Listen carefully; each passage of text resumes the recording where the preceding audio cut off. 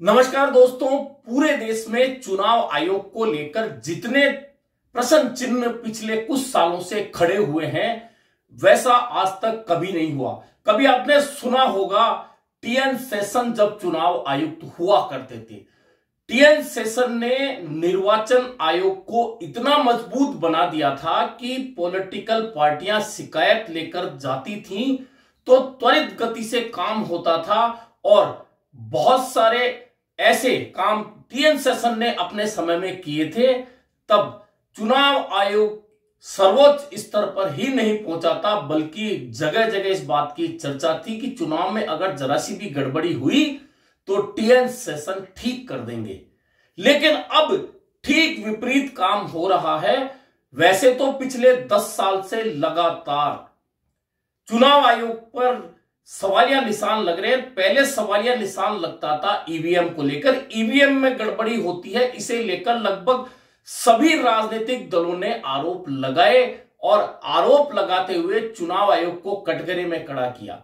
लेकिन पिछले 5 सालों के दौरान जितने भी चुनाव हुए हैं, किसी भी प्रदेश में हुए, लोकसभा में हुए, तमाम चुनावों के ऊपर सवालिया निशान लगे हैं। और सबसे पहले तो सवालिया निशान वहां लगे जब केंद्र सरकार ने निर्वाचन आयुक्त की नियुक्ति के लिए जो कमेटी होती है उसमें से सर्वोच्च न्यायालय के मुख्य न्यायाधीश उसमें एक मेंबर होते थे।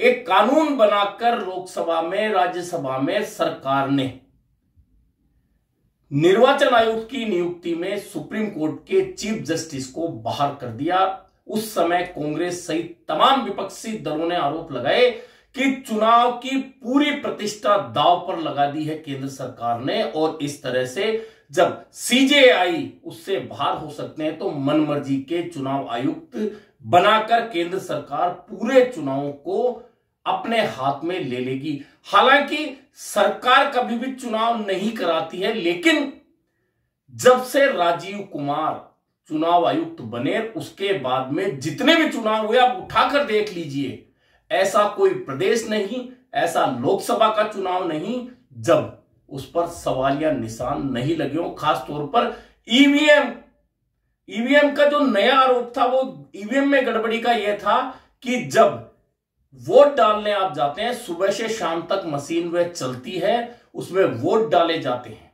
और वोट डाले जाने के बाद में उसको सील कर दिया जाता है। फिर जिस दिन परिणाम आते हैं तब मशीन खोली जाती है। अब उस दिन मशीन खोली जाती है तो मशीन में जो वोट डाले जाएंगे वही तो सामने आएंगे। यह एक सीधी सी प्रक्रिया है।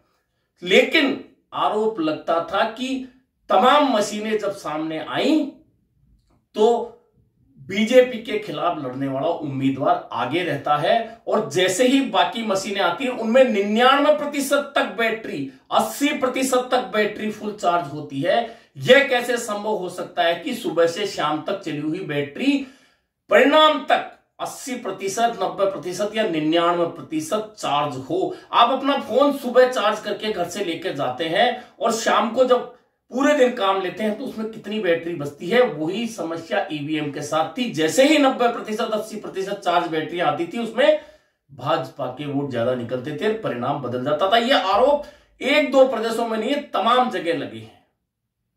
और पिछले दिनों जितने पिछले सालों में चुनाव हुए हैं, चाहे नॉर्थ ईस्ट के चुनाव ले लीजिए, हरियाणा का ले लीजिए, दिल्ली का ले लीजिए, महाराष्ट्र का ले लीजिए, तमाम चुनाव में एक नया आरोप निकलकर सामने आया। लोकसभा में भी वही आरोप लगा और वह आरोप था कि जब वोट डाले गए और शाम को जब वोटिंग पूरी हो गई तो उसमें बताया गया कि 60% मतदान हुआ है। अब उस 60% में हमेशा से होता है कि अंतिम जब आता है परिणाम कि कितने वोट डाले गए, कितनी सीट जब बताई जाती है तो उसमें 1, 1.5 और 2% का फर्क आ जाता है, कम और ज्यादा का। लेकिन पिछले कुछ 3-4 सालों के जो चुनाव है उनमें वे वोटों का फर्क 10-10, 12-12%, 6% से लेकर आ गया। यानी कि 6 बजे जब तक मतदान हुआ तब तक 60% मतदान है और उसके बाद वह बताया गया 3 दिन के बाद कि 66%, 68% मतदान यानी 6 से 8% तक वोटों की बढ़ोतरी मशीन बंद होने के बाद हो गई। यह आरोप बहुत इंपॉर्टेंट लगा और इससे बहुत सारी जगह के परिणाम बदले। लगातार विपक्ष के आरोप हैं और पिछले दिनों महाराष्ट्र का जो परिणाम आया उसके बाद में विपक्ष ने बहुत सारे आरोप लगाते हुए चुनाव आयोग से शिकायतें की, लेकिन उनका जवाब आज तक नहीं आ पाया। पिछले दिनों ममता बनर्जी ने सवाल उठाया, एपिक नंबर होता है आपका एक वोटर का, और वह एपिक नंबर का मतलब है कि एक देश में एक वोटर का एक एपिक नंबर, लेकिन कई प्रदेशों के एपिक नंबर एक से, यानी कि एक एपिक नंबर 2 प्रदेशों में 2 मतदाताओं को कैसे मिल सकता है। यह बहुत गंभीर आरोप चुनाव आयोग पर लगा और वोटर लिस्टों में गड़बड़ियों का आरोप दिल्ली से लेकर महाराष्ट्र तक खड़ा रहा। अब यह मामला संसद में भी पहुंच गया है। अब संसद में जब यह मामला पहुंचा तो लोकसभा अध्यक्ष ओम बिरला ने कहा कि सरकार वोटिंग लिस्ट नहीं बनाती है। बात सही भी है कि सरकार वोटिंग लिस्ट नहीं बनाती है। अब चूंकि राजीव कुमार रिटायर हो चुके हैं, ऐसे में राजीव कुमार के खिलाफ जितनी शिकायतें थी, राजीव कुमार पर जितने आरोप थे, वे खत्म नहीं हो जाते, वे खड़े हैं आज भी। लेकिन अब वोटिंग लिस्ट में एपिक नंबर को लेकर जो आरोप लगे हैं, तो लोकसभा में जब यह मामला आया तो स्पीकर ओम बिरला ने कहा कि वोटिंग लिस्ट क्या सरकार बनाती है क्या। इस बात पर राहुल गांधी ने मामला उठाया और कहा कि सही कह रहे हैं आप कि वोटिंग लिस्ट सरकार बनाती है क्या, सरकार नहीं बनाती, लेकिन हमारे सहित तमाम विपक्ष के आरोप लगातार वोटिंग लिस्ट को लेकर पूरे देश में, हर प्रदेश में उठ रहे हैं, तो क्यों ना संसद में इसकी चर्चा करा ली जाए। यह मामला उठाया है राहुल गांधी ने और राहुल गांधी पार्टी को, अपनी पार्टी को लेकर कुछ भी करें, कुछ भी कहें, वह निर्णय ले नहीं ले अलग मैटर है, लेकिन देश को लेकर वे जो मुद्दे उठाते हैं, कहीं ना कहीं वे मुद्दे जाकर सटीक बैठते हैं। आप कोरोना के समय ले लीजिए, सबसे पहली चेतावनी राहुल गांधी ने दी थी एक ट्वीट के जरिए, लेकिन उनका मजाक उड़ाया गया था। बाद में पूरा देश 2 साल तक कोरोना से जूझा था और सरकार भी जूझी थी, बहुत सारे लोगों के रोजगार चले गए, आज भी दर दर भटक रहे हैं। ये बात राहुल गांधी ने उठाई थी। और पुरानी कोरोना की छोड़ दीजिए, अभी 2022 में जब सेंसेक्स में यानी कि शेयर बाजार में, निफ्टी में बहुत तेजी दिखाई गई थी, तो रघुराम राजन जो रिजर्व बैंक के पूर्व गवर्नर थे, उनके साथ एक इंटरव्यू में राहुल गांधी ने यह आशंका जताई थी कि शेयर बाजार में जो तेजी दिखाई जा रही है वह कृत्रिम है और एक दिन इसमें लाखों करोड़ों आम आदमी के डूब जाएंगे। पिछले दिनों से शेयर बाजार का जो हाल हुआ है उसमें बड़ी संख्या में आम आदमी का पैसा डूबा है। यह चेतावनी भी 2022 में राहुल गांधी ने दे दी थी। अब वोटिंग लिस्ट और चुनावी पैटर्न पर जो सवाल कांग्रेस ने उठाए, राहुल गांधी जो उठा रहे हैं, चुनाव आयोग को जो शिकायतें की गई है खासतौर पर महाराष्ट्र में, और आरोप बहुत सीधा है कि एक प्रदेश में पूरे 5 साल में कुल मिलाकर 34 लाख वोटर बढ़ते हैं महाराष्ट्र में, और विधानसभा चुनाव से लोकसभा चुनाव के बीच का जो आंकड़ा है वह अलग होता है, और लोकसभा चुनाव तक जो 34 लाख वोटर महाराष्ट्र में पिछले लोकसभा से अब तक बढ़े थे, वे लोकसभा चुनाव से लेकर और महाराष्ट्र विधानसभा चुनाव तक उनकी संख्या बढ़कर 50 लाख से ज्यादा वोट जुड़ जाते हैं। क्या यह संभव है कि 6 महीने में किसी प्रदेश में अचानक इतने वोटरों की संख्या बढ़ जाए?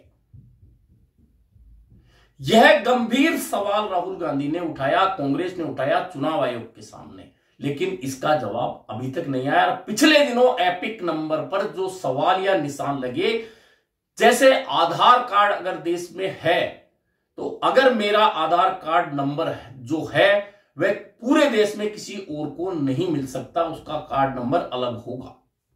अब एपिक नंबर की भी वही बात है कि वोटर का एपिक नंबर, अगर मेरा जो एपिक नंबर है वह देश में दूसरे प्रदेश में किसी के पास भी नहीं होगा। लेकिन ऐसा हुआ है, यह आरोप भी कांग्रेस सहित विपक्षी दल ने लगाया। पिछले दिनों ममता बनर्जी ने भी इन गड़बड़ियों को पकड़ा, चुनाव आयोग पर निशाना साधा, तो चुनाव आयोग ने जवाब दिया कि एपिक नंबर में गड़बड़ी है, इसे 3-4 महीनों में ठीक कर देंगे। यानी एक बात तो चुनाव आयोग ने गड़बड़ी की स्वीकारी है। अब यह बात जब लोकसभा में पहुंची है तो क्या सरकार इस बात की अनुमति देगी कि संसद में वोटिंग लिस्ट की ऊपर चर्चा हो जाए कि वोटिंग लिस्ट में कहां कैसी गड़बड़ी हुई? और अगर यह चर्चा होती है तो जो आरोप विपक्षी दल और राहुल गांधी लगा रहे हैं कि महाराष्ट्र में लोकसभा चुनाव से लेकर विधानसभा चुनाव के बीच जो वोटरों की संख्या बढ़ी वह 5 साल में भी नहीं बढ़ी, तो अचानक कितने वोट कैसे बढ़ गए, वे वोट कहां से आए? इस तरह की अगर वास्तव में चर्चा हो गई तो निश्चित मानकर चलिए कि चुनाव आयोग पर जो निशान सवालिया लगे हैं वे और पुख्ता हो जाएंगे। लेकिन इसके लिए जरूरी है कि केंद्र सरकार इतनी हिम्मत जुटाए। जो बात लोकसभा अध्यक्ष कह रहे हैं कि वोटिंग लिस्ट सरकार बनाती है क्या, अगर सरकार वोटिंग लिस्ट नहीं बनाती तो फिर केंद्र सरकार को जांच या संसद में चर्चा करने में क्या गुरेज हो सकता है सरकार को आगे बढ़कर? और सरकार इन्हीं खुद चुनाव आयोग को आगे बढ़कर कहना चाहिए कि कोई गड़बड़ नहीं होती, और गड़बड़ होती है तो हम जांच को तैयार हैं, हर तरह से सबके सामने हम हर बात का जवाब देने को तैयार है। अगर ऐसा होता है तो चुनाव आयोग की जो प्रतिष्ठा टीएन शेषन ने खड़ी की थी, बड़ी की थी, वह फिर से कायम हो पाएगी। अन्यथा चुनाव को लेकर जिस तरह से, गड़बड़ियों को लेकर जिस तरह से आरोप पर आरोप पिछले कई सालों से लगते जा रहे हैं, आम लोगों में भी इस बात की चर्चा होती है कि भले ही कोई भी पार्टी मजबूत हो, जीतेगी तो भाजपा ही। यह भी सवालिया निशान चुनाव आयोग पर बहुत बड़ा है, सरकार पर भी है कि वह गड़बड़ियां करके जीतती है। ऐसे में अब लोकसभा में अगर यह मामला उठा है तो क्या सरकार और चुनाव आयोग यह हिम्मत जुटाएंगे कि संसद में इस पर चर्चा हो, और चर्चा के साथ में जो निशान, सवालिया निशान जो लगाते हैं विपक्ष के सदस्य या संसद का कोई भी सदस्य, उनका जवाब आगे आकर चुनाव आयोग ना सिर्फ देवे बल्कि जो गड़बड़ियां हैं उनको स्वीकार के उन्हें ठीक भी करे।